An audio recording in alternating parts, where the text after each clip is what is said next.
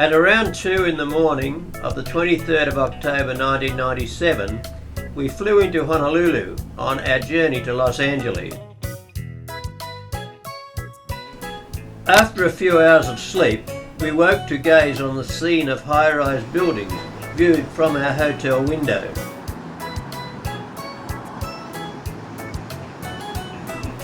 Panning to our right, we were able to look down on the Waikiki beach below.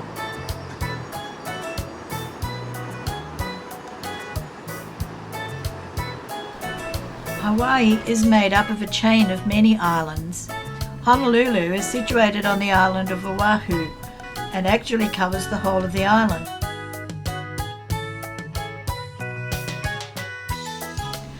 A walk down Kalakua Avenue that morning took us past a number of high-rise hotel and commercial buildings, making up a large portion of the shoreline in this corner of the island. Many of these buildings fronted the Kuhio beach, which was approached across a grass verge covered by palm trees. This avenue is the route of a motorised trolley, which passes through the metropolitan area. We were stopped during our walk by an enterprising local who was trading the opportunity for tourists like ourselves to be photographed with his macaw on our shoulders.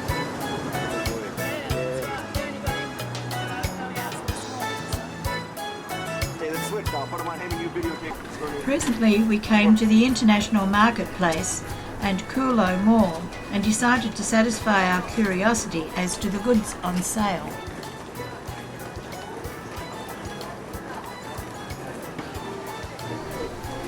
Entering the marketplace, we discovered a large number of stalls and activities taking place in the confines of the area. Several of the stalls displayed cheap jewellery such as beads, bangles and brooches of many varieties and shapes.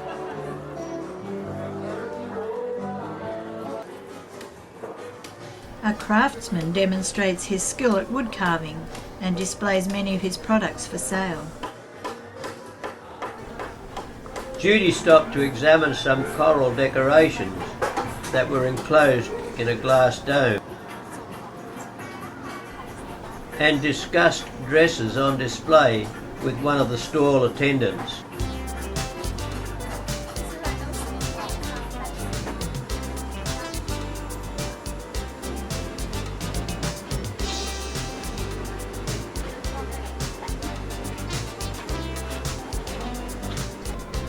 Postcards and hundreds of fridge magnets of various sizes and colour were readily displayed on one of the stalls.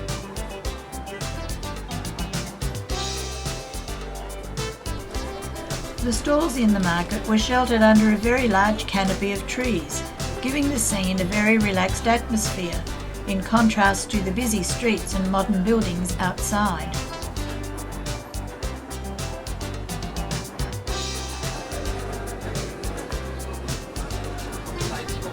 A very skilled young man industriously carved numerous shapes on a variety of wax candles, the sight of which was constantly attracting clients to his stall.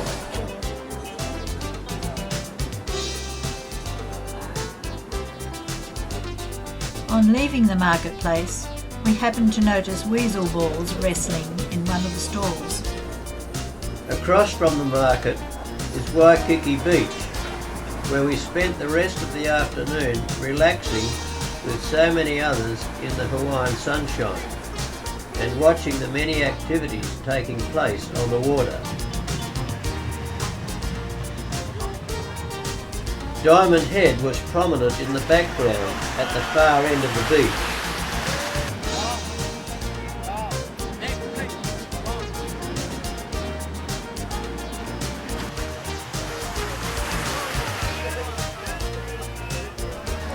Next morning we visited the Royal Hawaiian Shopping Centre to make some purchases.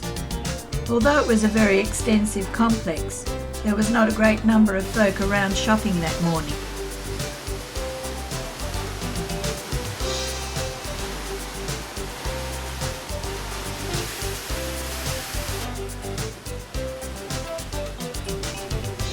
several garden beds laid out around the complex gave the centre a very pleasing and relaxing atmosphere in which to spend time and money. An attractive waterfall flowed into a large pond at street level. Orchids and a variety of other colourful plants were growing among the rocks at the edge of the water. Out on the street, a large common coral tree gave shade from the hot sun. These trees belong to the genus Erythrina in the pea family, and most produce large red or orange flowers. A high-rise building across the street seemed to be having some sort of facelift, as there were several workmen on suspended scaffolds hanging from the roof of the building. That evening we were driven several kilometres around the island to Paradise Cove for a luau and a few hours of entertainment Hawaiian style. When we arrived, our hosts were busy arranging the seating in preparation for the evening meal. Several busloads of tourists were about to arrive for the evening, and there were some activities to entertain the guests before the meal commenced after sundown. Two guitarists set the scene as we wandered around the various activities. The Hawaiian guitar and the ukulele are features of Hawaiian music. The Hawaiian steel guitar was invented by a Hawaiian musician, Joseph Kekuka, about 1895. Some of the guests decided to have their limbs stenciled with eye-catching markings for the evening festivities, while some of the ladies became interested in trying their hand at stringing a wreath of flowers together, making leis.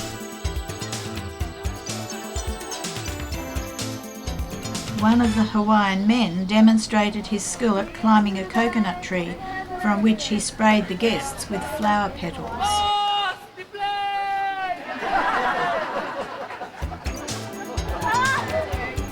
Canoe rides that evening in this secluded bay were very popular in the early evening light. The Hawaiian men gave us a demonstration of net setting from a canoe.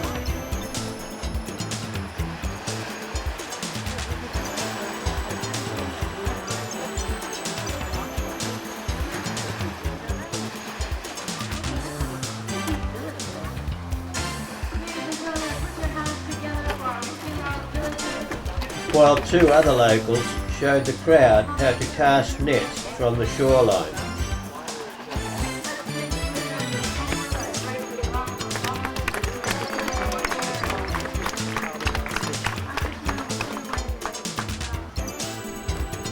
The setting sun over the ocean signalled that the time for the meal was fast approaching. The final activity on the beach saw some of the guys conned into baring their tops and donning a grassed skirt to make a bit of a fool of themselves with a couple of the Hawaiian girls. Guys, stop! Girls keep dancing a bit after me, guys. We're not worthy. We're not worthy.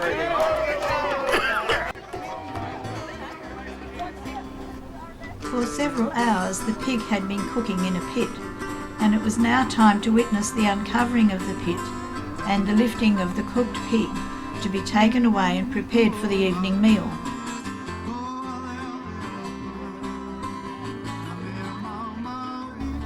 The ceremony was preceded by a short entertainment of music and singing.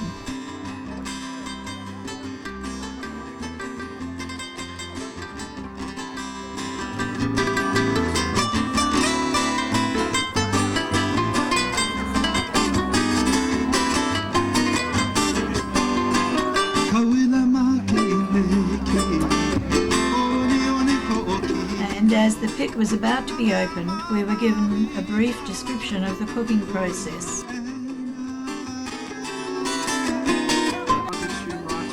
Unique ability to retain heat for long periods of time.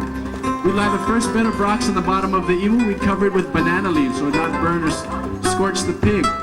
How we prepared the pig, we cut it down the middle, we cleaned it out, we stuffed more hot rocks into the body to cook it from the inside out, and then on top of that we put more banana leaves, tea leaves, and avapuyu to give it that unique moist flavor. And then on top of that we put Valhalla mats. These are mats woven from the leaves of the pandanus tree. Finally, on top of that, we put the dirt back on, high and tight, making sure no steam would escape. We leave it for about 8 to 10 hours. And on the count of 3, ladies and gentlemen, get your cameras ready because you're going to find out if whatever happened to that third little pig. 1, 2, 3. And there he is, ladies and gentlemen, dinner. We like to call it kaluapua, or you like to call it... Okay, here we have Christine. She's from Honolulu. True to Hawaiian tradition, the food was delicious, and while we enjoyed the meal, the evening entertainment got underway. This time, I'd like to bring back our handsome performers on stage, and we're going to do for you a Tahitian swimwear contest. And I'm going to need each and every one of you out there to participate, okay? Let me introduce our handsome guys up here. 3 of the young men were seconded into a contest to tie a sarong.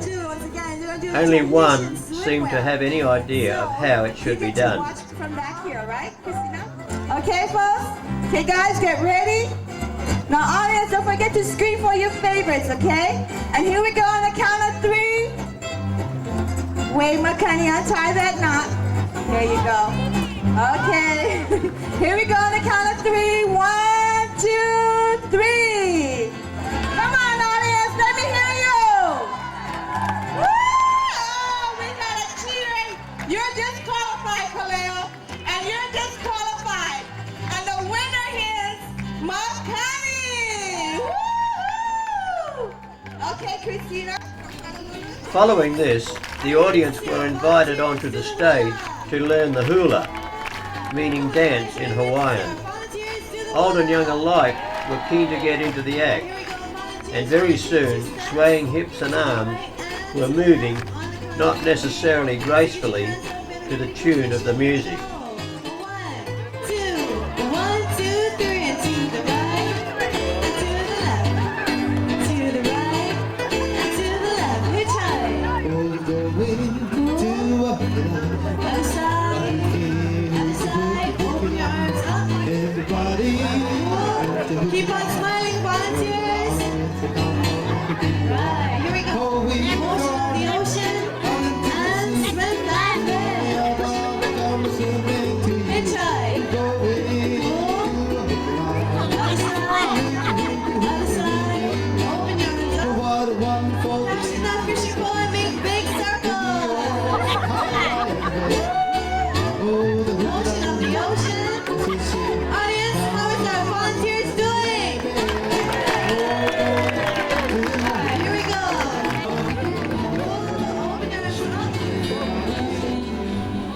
The remainder of the evening was taken up with a variety of acts and dancing in different Polynesian traditions, a few samples of which we were able to capture on video. At this point, we sat back, relaxed for the rest of the evening and enjoyed the entertainment.